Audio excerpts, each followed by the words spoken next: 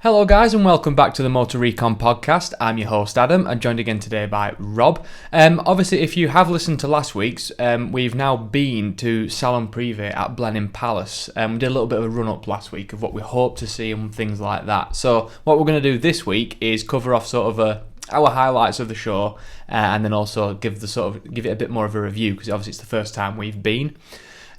So I'll let you kick off with the first car we are going to discuss because I know it's one of the little highlights for both of us really, which was the Dallara. Yeah, so this isn't a car that I don't think either of us particularly liked as such when it first came out. It wasn't anything that grabbed our attention. No, when I watched all the reviews and things, I weren't really sold on it at first. We saw the review of the Dallara Stradale on Top Gear and it didn't really float my boat all that much. No. But yeah, this was the first time we were actually able to get really up and close to it. We did see one at Goodwood, but... Yeah, but not like this. Like, we literally got to like stand and actually have a good grope around it. And like you said, when we first saw it and things like that, and I've seen it around, the concept of it, the idea of it was great. Like a really lightweight, sports car with not too much power.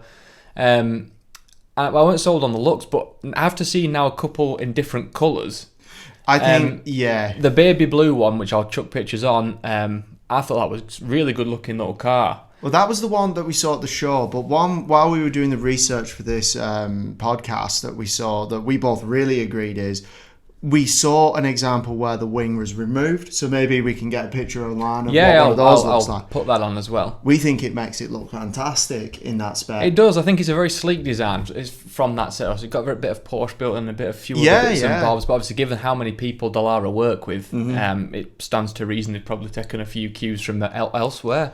So... you can do a few of the stats if you want on there. So the first thing that we noticed when we got close to it was that there was some Ford-derived technology in there. Yeah. We recognised some of the interior I should mention before obviously now we have found out that is actually the case, but before we'd even done anything or looked into this properly, we just, as soon as we went up, that's a Ford gearbox, that's a Ford switch. Yeah. Like we'd obviously both driving Fords, we recognised them immediately. They have put their own skin onto the top of it, but yeah, it looks like. But either way, here are the stats for it then. So it's got a Ford-derived 2.3 litre EcoBoost 4-cylinder engine. It's the Focus RS engine, isn't it? Yeah, basically. Or you can get a Mustang with a similar engine. With the same engine as well, yeah. It's punching out 345 brake horsepower, which is pretty good. 95.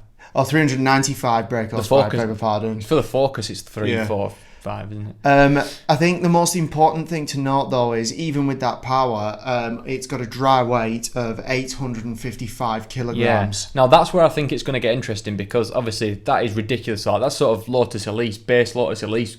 We're talking... With more power and more downforce. Worth stressing in the same tone, though, that it is more money than a standard Elise at any rate, it is expensive. I've seen a few different numbers depending on a few different variants, but I've seen ranging from 100,000 to 207,000. Yeah, so it's a huge amount of money. Yeah. And for that money, you are getting some Ford sort of... Ford gearbox, Ford engine, things like that. Maybe some of your more discerning customers might not. Yeah, but I think this stands to reason though, because a lot of the sort of lightweight track cars do use a lot of Ford parts. Like I think Radical, even at one point did Ford. Caterham obviously do use Ford engines. These guys are now using Ford engines. I think they obviously make good stuff for this. In the pursuit of lightweight, you don't want a huge, heavy engine sitting in there. No, so I suppose if you can get your 2.3 litre EcoBoost punching out near as makes the difference 400 brake horsepower, and you've still managed to keep the dry weight under 1,000 kilograms. Yeah. And you will be able to get it up from that as well, because I know Mount Tune do a kit on the engine for that up to 500 horsepower. Right, okay. So there's options. Because it's a Ford engine, I'm sure they'd be able to just put all the same... stuff on there. I'm sure Dallara will expand on this template. Of course they will. Yeah, this is their first car, so credit to them where it's due. Weren't a fan at first, seen it in person, had a good look round. Yeah. Now a fan of the car. Been won over by it. Yeah, won over completely. Definitely love it. One of the second highlights of the show, which I know this is more your highlight than mine, personally, but I'll let you go. It's the Eagle Speedster. Yeah, so but this is sort of the one where, as far as I can tell from the pictures, and obviously what I saw up front, it was the one where the roof doesn't actually come up it's just on it. Always converted. It was just sort of you're always converted. It's the first time I've ever seen one really up close, as in very touching distance away. obviously, they had the clamshell bonnet up as well, so I could see for certain that it was the aluminium 4.7 litre straight six. Punching out, I think it says on this page we've got up here, ranging from 310 brake horsepower up to 380. Yeah, I think that depends on the customer. Yeah, depending on the customer whatever they or whatever. choose. Yeah. Yeah, these are hugely sort of depending on how the customer specifies their particular model, isn't it? Yeah, which if credit, obviously you're giving your customers options, and I credit where it's due for that. The main thing is the looks, which were to die for. One thing I will back you up on that. The looks are stunning. Obviously, I like an E-Type anyway. The looks wise, this just I think just takes it that little bit.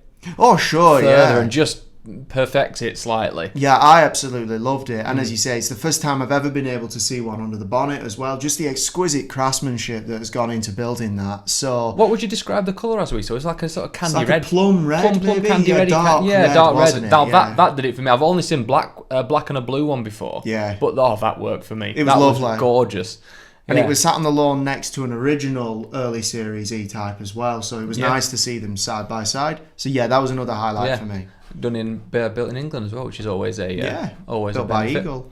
Yeah, so one there was four of us who went, and we all unanimously agreed that this car was cool, which is the Brabham BT62. Now, obviously, we have seen this before at Goodwood, but not so much up close in detail because it was behind sort of a glass cabinet almost thing. wasn't So it? yeah. Obviously it's 700 horsepower as well. This is producing from its V8 engine, 5.4 litres as well, which is not so bad. Obviously Brabham is famous in the racing world for what they produce. I think this particular one, the BT62, is a gorgeous car, particularly in the spec. Again, we saw it at a very spec dependent car, I think, because it's the first time I've seen it in this colour scheme, which was blue and red, I think. It really caught my eye though. Yeah, it really caught me. I just sat in the middle of the lawn. Really, really, really did it justice in that spec as well. And I like it in the green. They've done it before, which was sort of Goodwood, but that works for me. Yeah. And it was nice to, again, just not having too many people around, just going to have a look up at it and just, have a look at the more intricate details you couldn't normally see. And I think the team have done a fantastic job on that. Yeah, absolutely, yeah. 100%. And I'm very curious to see what the road going variant will shape out like as well. So obviously they are doing it, so I think it'll be more popular than some people give it credit for. Well, I think the one thing they have going for them, which other sort of startup. I know that they are a startup, but they do have that they've got the historical name to them that will draw people to the brand. And to be honest, it has made a good product. So I suppose he's going to get the attention it deserves. Yeah, exactly. I mean, it's great to see sort of startup, smaller manufacturers mixing in with some of the big boys as well. It keeps things interesting. Variety. Yeah, that is true. And I suppose if I had enough money and it came out, I'd probably try and get my hands on one. Me in particular, because of the name as well. Yeah, it does suit you down to a T, I think. The heritage suits me, so yeah. Now, this next one I'm just going to discuss. I wanted to talk about this one. I wouldn't really consider it a highlight of the show. No. I've never seen one in my life. I'd never heard of it until we obviously saw it here. And it's based, I'll describe a little bit about it. It's based on an Aston Martin DB7. Yes. And it was then amended, the body was amended by Ital Design, obviously big famous Italian coach builder and designer. I'll put a picture on, but it's not great. It's absolutely hideous from every angle. It's one of the most horrendous things I've ever seen. It's called the... I'm sorry. I'm sorry. No, it is bad. It's called the 2020 Open Top or something or other. I didn't really want to remember it. Absolutely not to my taste at all. Aston Martins, as we both agree, are generally quite good-looking cars. Why on earth would someone take a step back, think, I can do a better job on that? With the exception of Zagato, maybe. Yeah, but Zagato have done a good job. They actually have and they have a long and illustrious history with Aston Martin Zagato. I don't know whether Ital Design do or not, but on this particular model... Well, to be fair, if they did this, I'm pretty sure Aston Martin just went, for God's sake, we're never partnering with you. No, as in... And don't get me wrong, the DB7 definitely did have room for improvements from its base model. It's not the prettiest of all Astons. It's not, but it is a damn sight better. It's gone backwards this way, I feel. Damn sight better. So... Obviously, I'm not going to go into the stats and details. You know the DB7 V12 engine from Aston Martin, about 500 horsepower, give or take, in this particular one. I I actually got lost for words when I saw it, especially from the rear. Oh. The front of it, don't get me wrong, it's hideous.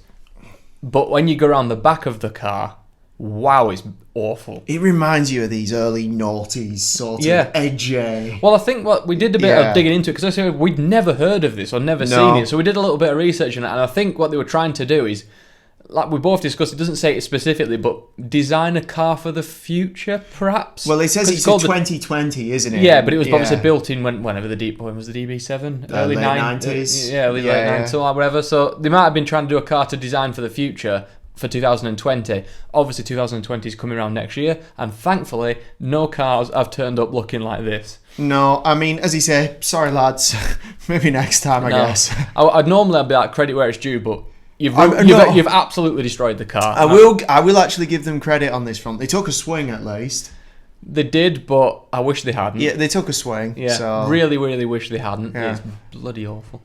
Anyway, moving on to the next one before we end up going on a mad rage. Yeah. One of the probably ultimate highlights of the show. Oh, easy. Yeah, I've seen this numerous times at various events. I've even seen it driving up and down and heard it. But the Bentley Speed 8, obviously the Le Mans winning car. What year was it? 19? Well, it won. 2003. Yeah, it won in 2003. Yeah, 2003. So that's its famous year. Yeah, it looks like it debuted in 2001. I mean, there isn't all that much to say about this. It looks like it's got a 3.6 litre V8. Most people maybe not, well, of our age and older, if you're interested in cars in any way, you've probably heard of this. Yeah. You'd have to be under a rock to not have seen or heard of this at some point. It's very, very, very famous from the Bentley brand. Yeah. And it looks insane. Obviously, LMP1 as well. Oh, no, as you say, and it was fantastic to see it. And an absolute highlight. The one thing you never really get from pictures is just, first of all, how low they are. Yeah. And second of all, how small it is in the cockpit as well. Yeah. It's tiny. The one thing you never, when you stand next to it, it's barely hip height, isn't it? Like the roof line is like hip height. And we're not that tall. No, exactly, no. And they are tiny. Yeah, very small, very small, compact cockpit. Quite long, obviously, for the aero style of thing, but it always blows me away seeing wonderful these LMP1 piece of design. cars. Yeah, I absolutely adore it, and I never get tired of seeing it, if I'm honest. Yeah. Yeah, no matter how many things. So, what we'll do, obviously, that was a couple of our sort of highlight cars and one disappointment of the show, even though we didn't know it was going to be there. So what we're going to do is just give us sort of a little bit of an overview of the show, of what we thought. And obviously the first time we've been, so from my personal view, I thought it was one of the better car shows we've been to. Agreed. Over the years. Yeah, agreed. The weather helped, obviously that always helped. I think if it was raining and a bit gloomy, it probably would have had a dampener on it. But it was a very sunny weekend, which was great. It's all outdoors.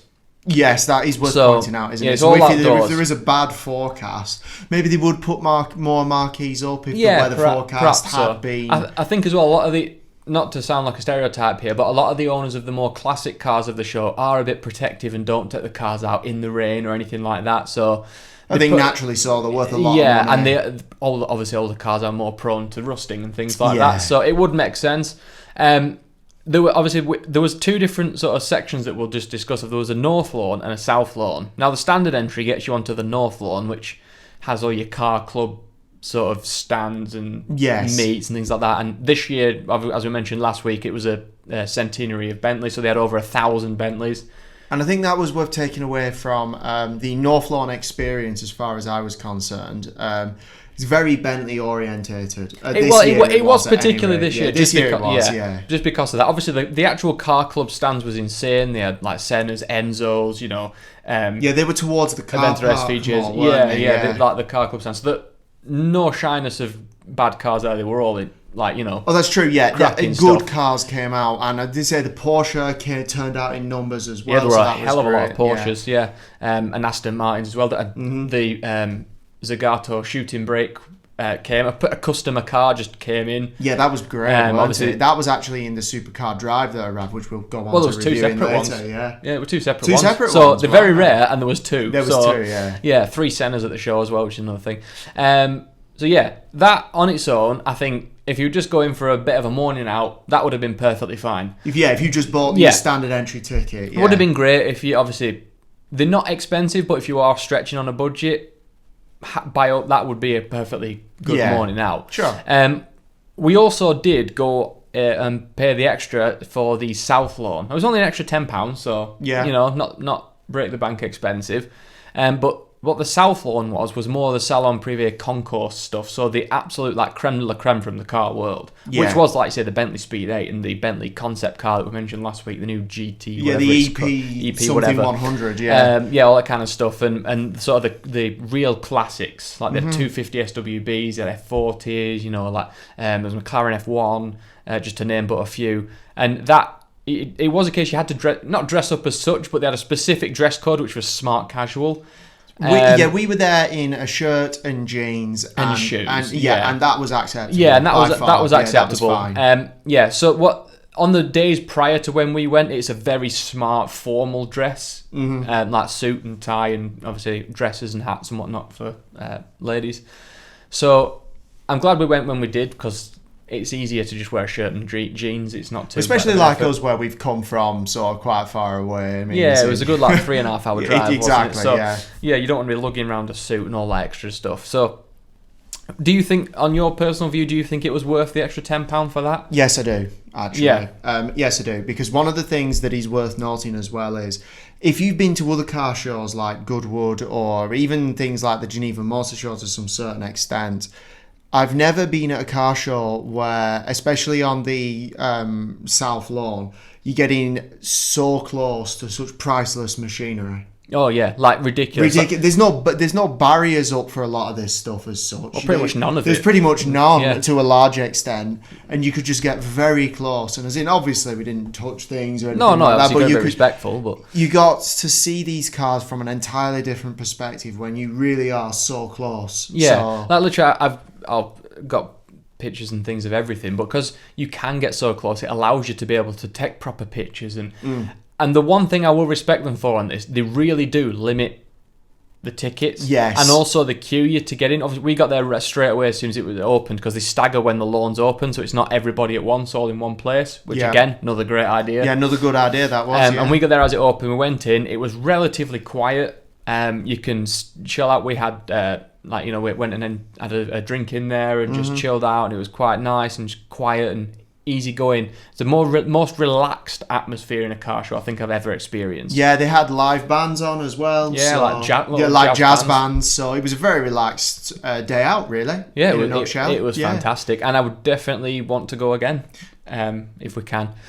Now, another part of the show, which formed a major part of the day as a whole, was the supercar drive that arrived at Blenheim Palace and came into the courtyard. Yeah, came smashing down. Yeah, they drove through the grounds, and so that is probably that was your live action sort of event of the day. Yeah. So essentially, you could stand near the hay bales that they were navigating as they came up into the courtyard at Blenheim Palace. Some fantastic spots there. Oh yeah, 100%. Now, obviously, there was the stuff as you would normally expect in sort of supercar runs, like you'd have your Ferrari 488s and sort of McLaren 720Ss and things like that. So what you call your more standard supercars. Yeah. But obviously included in this was it was my actual highlight of the day. I think my favourite car was a McLaren Senna in the John Player Special livery. Yeah. All done by MSO. Now that, to me, was just cool. As a tribute back to Senna as well. Oh, yeah, exactly, yeah.